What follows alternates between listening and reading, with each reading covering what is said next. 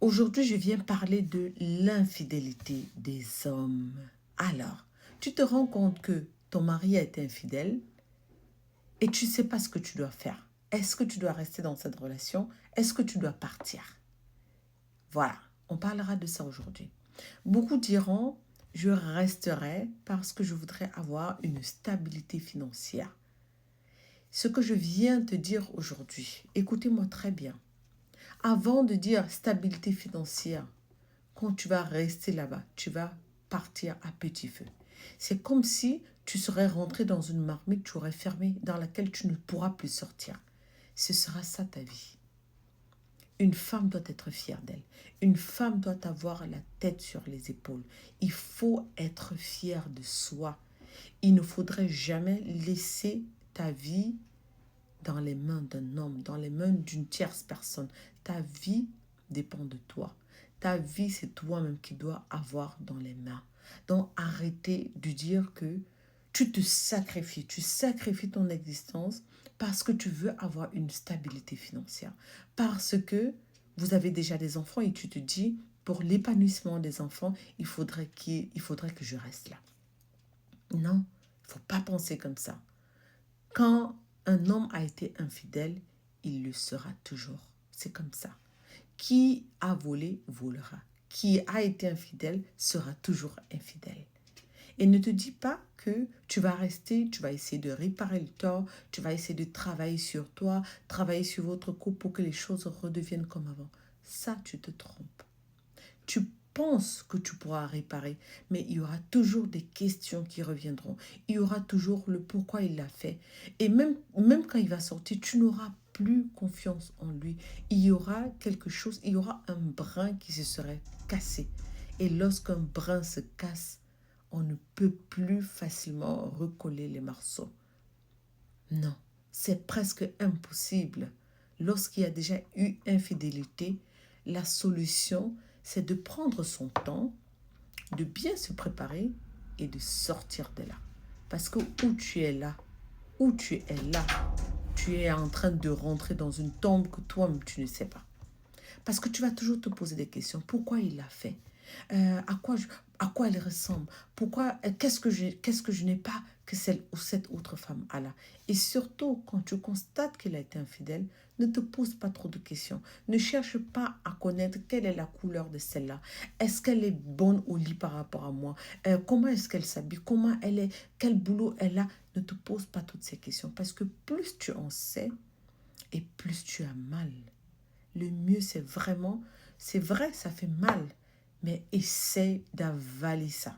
Essaie de travailler sur toi, essaie de prendre ton temps, de digérer et d'accepter qu'il y a eu un acte d'infidélité et maintenant de prendre des résolutions et de savoir qu'est-ce que je dois faire. Parce que franchement, il y a parfois, dans la plupart même des cas, il y a des hommes qui sont de nature infidèle.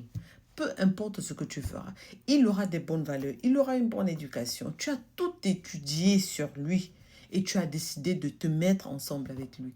Tu as été la bonne femme, tu as été celle-là qui était soumise, tu as été respectueuse, tu as tout fait, mais quand même, il trouvera toujours quelque chose pour aller voir dehors. Il y a des gens comme ça. Ils sont nés comme ça, tu ne peux pas les changer. On ne peut pas changer ce genre d'homme-là. Et donc, si tu as tout fait ça, tu as tout respecté et que quand même tu te retrouves dans cette situation, ma chérie, il n'y a pas de solution. Travaille sur toi, prends ton temps. Si tu étais dépendante financièrement de cet homme, à partir de ce jour-là, tu commences à faire un petit commerce. À partir de ce jour-là, tu serres bien ton pantalon. Tu sors, tu vas chercher le boulot. Tu sors, tu vas chercher le boulot. Quand tu as trouvé ton boulot, maintenant, tu plies tes affaires, tu te mets à la porte. Et quand tu te retournes là, c'est avec des grandes épaules. Quand tu te retournes, c'est pour lui dire, même sans toi, j'existerai. Même sans toi, je pourrais manger, je pourrais nourrir mes enfants si tu me les abandonnes. Il faut être fier de soi. Quand ton homme a été infidèle, sache que c'est un chemin de non-retour. Sache que ça va être difficile. C'est un combat qui est difficile. Si tu décides de rester là, de lui pardonner, vas-y, go ahead. Mais ça ne va pas être facile. Même s'il change, il y aura déjà quelque chose qui se sera cassé dans votre couple. Il y aura déjà quelque chose qui aura sali votre couple parce que un homme vraiment à un acte d'infidélité, il n'y a aucune raison. Il n'y a aucune... En fait, il y a pas de raison. Il va pas te dire c'était parce que quand il y a des problèmes dans un couple, c'est pourquoi on a un couple. Un couple, ça veut dire qu'on chemine ensemble. Ça veut dire qu'à partir du jour où on a décidé d'être en couple, on forme une seule personne. On avance ensemble, on voit les choses de la même manière, on avance dans la même direction. Et maintenant, si à un moment donné, tu te rends compte que on ne voit plus dans la même direction, on s'assoit et on discute, on trouve une solution. On trouve une solution. Il faut toujours chercher à discuter quand ça ne va pas, on discute. C'est trop facile de dire parce que j'ai des problèmes dans mon couple, alors je vais voir dehors. C'est trop facile. C'est trop facile. C'est pourquoi on s'est mis ensemble. Parce qu'à un moment donné, on a vu qu'on passait ensemble. On a vu que on pouvait avancer, qu'on pouvait faire beaucoup de choses ensemble. Pourquoi après 5 ans, tu me vois autrement? Pourquoi après 5 ans, tu penses qu'on n'est plus fait l'un pour l'autre? Pourquoi? Pourquoi c'est toi, la personne qui commet cet acte, c'est lui le problème. C'est cette personne qui a un problème. Ce n'est pas moi, c'est pas notre couple. Parce que quand il y a un problème, même avec son enfant, quand tu as un problème avec ton enfant, tu ne le chasses pas. Ou alors tu ne dis pas il n'est plus ton enfant. Non, tu le mets à soi, vous vous parlez, tu lui donnes des claques et tu lui dis, c'est bon, tu restes mon enfant et je veux plus jamais que ça se répète. Mais vous discutez et tu le prends, tu le calmes et puis ça continue. Mais pourquoi tu ne peux pas faire ça aussi avec ta femme? Pourquoi? Donc, il faut se préparer. Il faut, c'est vrai, on pleure dès qu'on a terminé de pleurer, on essuie ses larmes. Et si tu étais dépendante de lui, à partir de ce jour, tu te mets au travail. Tu te mets au travail de telle sorte que tu es indépendante. Et dès que tu es déjà bien financièrement là, dès que tu sais que tu as un bon positionnement là, tu portes seulement tes affaires. Tu dis, il faut qu'on prenne la distance. C'est bon, il faut qu'on fasse une pause. Tu portes tes pieds, tu pars. Et si tu dis, prends tes enfants, tu pars avec eux. Et tu sais que quand tu vas aller là-bas dehors, même si c'est pour faire la manche, même si c'est pour commander là, il faut être fier. Il faut être digne, il faut avoir des valeurs. Il faut se mettre des limites dans sa vie. Ce n'est que comme ça que tu peux avancer. Ce n'est que comme ça que tu peux avoir une vie structurée en mettant des limites, en se disant, je n'ai pas le droit de faire ça, je ne dois pas franchir cette ligne. Si je la franchis, ça veut dire qu'il y a un problème. Tu vas, même si c'est que tu vas souffrir. Au début, ça va être dur, tu vas souffrir, tu vas galérer, mais après, tu seras fier d'être parti de là. Parce que tu seras bien dans ta tête, tu seras bien, tu seras moins stressé, tu vivras vraiment une vie saine, une vie paisible, sans avoir à réfléchir, à avoir des cheveux gris qui te poussent sur la tête chaque jour. Non, tu seras plus calme. Alors, tous ces hommes-là qui sont infidèles, ils doivent savoir, parce que lui, quand il va même faire ses affaires là dehors et qu'il revienne, tu cherches à discuter. Oh, pourquoi tu as fait ça?